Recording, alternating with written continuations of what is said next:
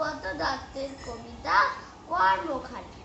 পাড়ার মদন পাস করেছে ইতিহাসে এমএ, চাকরি পাবার চেষ্টা করে, যায় না তবু থেমে।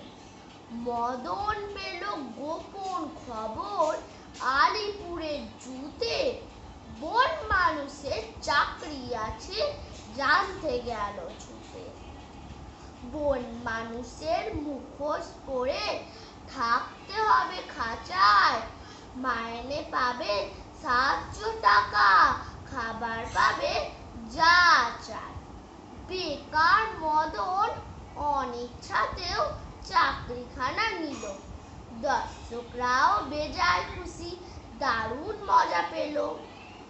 একদিন তো লম্ফ দিয়ে পড়ল পাশের খাঁচায়, পাশেই ছিল নেকড়ে বাঘ, কেই বা তাকে বাঁচায়। হালুম করে বাঘ বাবাজি যেই তুলেছে থাবা, বন মানুষ চেঁচায় বিষম, মরে গেলুম বাবা। বাঘটা তখন বলল কানে, উঠছো কেন ঘেমে, আমিও ভাই তোমার মতন ইতিহাসে এমএ। দারুণ হয়েছে।